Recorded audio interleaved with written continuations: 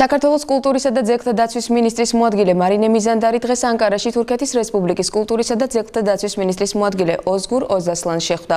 ოფიციალური შეხვედრის შედეგად გადაწყდა, რომ ქართველი სპეციალისტებისგან შემდგარი დელეგაცია თურქეთში 17 აპრილს გაემგზავრება.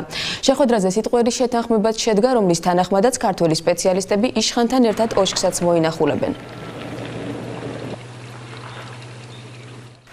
14 აპრილს საქართველოში დედაენის დღე აღინიშნება. კულტურის სამინისტრომ დედაენის არამატერიალური კულტურული მემკვიდრეობის ძეგლის სტატუსი მიანიჭა.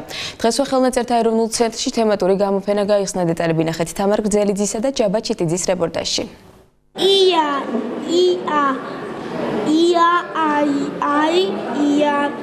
ისევე როგორც ყველა პირველ კლასელისათვის ლუკა გოგელიასთვისაც სწავლა სწორედ ამ სიტყვებით დაიწყო. დღეს ის სხვა მოსწავლეების მსგავსად ხელნაწერთა ეროვნული ცენტრის სტუმარია. ექსპოზიციაზე, რომელიც არ გაიხსნა, ბავშვები დედაენის შექმნის ისტორიას სწავლობენ. ეს გახლავთ დედაენის სამზარეულოში შეხედვის მცდელობა. გამოვყოფ მაგალითად ექსპონატს, რომელიც არის იაკობ გოგებაშვილის სუბის წიგნაკი, დედაენისათვის შექმნილი საყმაწვილო ლექსების კრებული. გამორჩეული მნიშვნელობის რატომ არის ახლა ეს ექსპონატი? ტექსტი კალმით ნაწერი არის გოგებაშვილის ხელით და გვაქვს ორი დიდი ადამიანის ავტოგრაფი ერთდროულად. ფანქრით ნაწერი არის აკაკი წერეთლის. ამ ექსპონატთან ერთად ხელნაწერთა ეროვნული ცენტრის დარბაზში პირველ ნაბეჭდი დედაენები და დედაენის სტამბური კლიშეებიც გამოიფინა. ექსპოზიციას ჩემი დედაენა ეწოდა. 1980-იან წლებში, როდესაც ფართოდ იწყება ქართული ენის გავრცელებაზე, წერა-კითხვის გავრცელებაზე ფიქრი, პირველად იაკობ გოგებაშვილმა წარმოწია თითოეულ ქართული ანბანის თითოეულ ასოზე სპეციალური მსჯელობის აუცილებლობა. იქნებოდა სპეციალური წერის დედნები. საინტერესო ექსპონატებთან ერთად ხელნაწერთა ეროვნული ცენტრი პატარა დამთვალიერებლებს კიდევ ერთ პროექტს თავაზობს. პროგრამა იაკობ გოგებაშვილის დედაენაში შესული ცნობილი საბავშვო ზღაპრის, რწყილი და ჭიანჭველას მიხედვით მომზადდა. გამოვყავით უმცროსი ასაკობრივი ჯგუფისათვის ცალკე აქტივობა, შექმენი შენი პირველი წიგნი, რომელიც დამყარებული არის კომპიუტერულ პროგრამაზე და უკვე ამობეჭდილი რწყილი და ჭიანჭველას ფურცლებს თვითონ აფერადებენ, ასეთაურებენ და ქმნიან თავის პირველ წიგნს. 14 აპრილამდე 2 დღე რჩება, თუმცა ხელნაწერთა ეროვნული ცენტრის მსგავსად დედაენის დღეს უკვე გამოიხმაურა კულტურის სამინისტროც. უწყებაში დედაენის ქართული საანბანეს სახელმძღვანელოს შედგენის იაკობ გოგებაშვილისეული მეთოდისათვის კულტურული მემკვიდრეობის ძეგლის სტატუსის მინიჭების პრეზენტაცია გაიმართა. ბრძანებას ამის შესახებ ხელი მიმდინარე წლის 12 მარტს მოეწერა. ახალი სტატუსი ნიშნავს იმას, რომ დედაენა სამართლებრივი დაცვის ჩარჩოში მოექცა.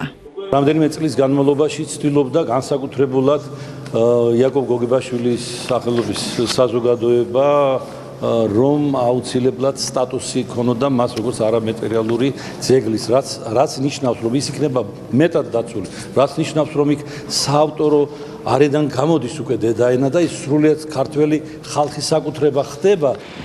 დედაენის დღე ყოველწლიურად სწორედ დედაენის ბაღში აღინიშნება. 14 აპრილს აქ პატარები წინაპართა პატივისცემის ნიშნად ყვავილებს მოიტანენ. უფროსი თაობა კი კიდევ ერთხელ გაიხსენებს, როგორ გადაარჩინეს ქართული ენა სტუდენტებმა საბჭოთა კავშირის დროს სახელმწიფო ენის სტატუსის ჩამორთმევას. თბილისის ისტორიის მუზეუმში კოტე ჯინჭარაძის გამოფენა გაიხსნა. ამნეზია დავიწყებულ და ყურადღების მიღმა დარჩენილ რეალობას ასახავს. მხატვრის ინტერპრეტაცია სამ სხვადასხვა სივრცით ინსტალაციაზე ვრცელდება. გამოფენა დღეს გაიხსნა და 14 აპრილის ჩათვლით გაგრძელდება.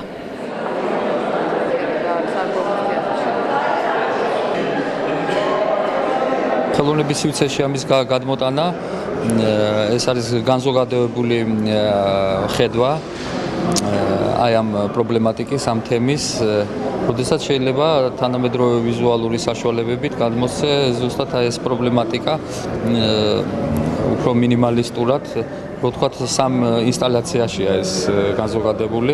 ძალიან ბევრი ინსტალაციები ნანახი ამ სივრცეში და ძალიან ბევრი რაღაც არ მომწონდა რასოდეს, მაგრამ დღეს რო შემოვედი, მე აღთვალინებული ვარ მართლა ამ ინსტალაციას, იმიტომ რომ აი ეს სივრცე როგორც არის ესე ათვისებული მე არ მინახე. მთლიანად ყველაფერის ბოძებს, რომელიც ყოველთვის ხელს გიშლის, უხდება, იმიტომ რომ ზუსტად ააწყო. მაგრამ მარტო მაგაში ხარ არის საქმე, აგარი შინაარსი ძალიან კარგი. დიოგენემი მოტოციკლისტის დღიურის პრეზენტაციას უმასპინძლა. ერნესტო ჩე გევარას წიგნი მის მეგობარ ალბერტო გრანადოსთან ერთად ბუენოს აირესა და სამხრეთ ამერიკაში მოგზაურობას აღწერს.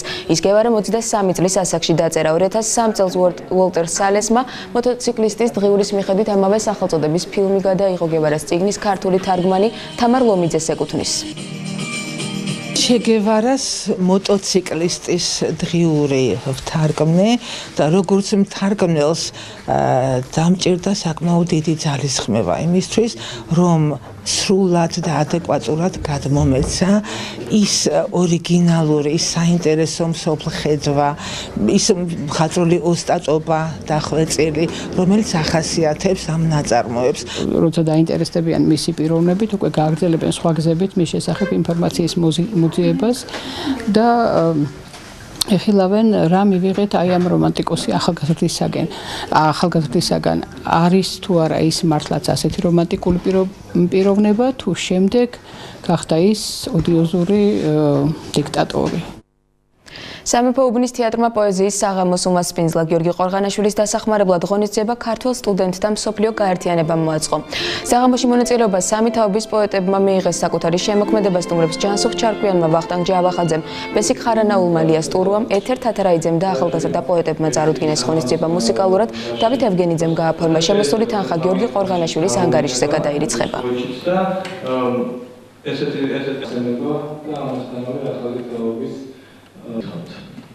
ადრე ჩემ დროს, ჩემს თაობას მიიწევდნენ ხოლმე სკოლებში, საბავშვო ბაღებში, ნუ რა ვიცი, ჩვენი ცხოვრება საღამოები მქონდა ქარხნებში, ფაბრიკებში. ეს ერთი 9 წელია მაინც რაც შეწყდა საერთოდ. თითქოს უარყვეს ქართული მწერლობა, ეს არის რაღაც საშინელება. აი დღეს პოეზიის საღამო იქნება და მე და ჩემი თაობის ხალხი ვართ მოწეული, რამდენიმე კაცია ეს. დღეს ისეთი დღეა, სადაც ორი ძალიან მნიშვნელოვანი ფაქტორი წვეთს ჩვენ აქ ყოფნას, ჩემს პირადად. ის რომ უნდა შევხვდე ძალიან ახალგაზრდებს და მოვისმინო მათი გულის ფიქრები და ის რომ ძალიან ახალგაზრდა და ძალიან საინტერესო ბავშვს უნდა ამით გაეწიოს თუ შეიძლება ძალიან მიზერული, მაგრამ ძალიან გულიანი დახმარება. ეს იქნება საქველმოქმედო საღამო და გადაეგზავნება შემოსული თანხა გიორგი ყორღანაშვილის ფონდს, რათა კიდევ ერთხელ გავერთიანდეთ ამ კეთილი საქმის გარშემო.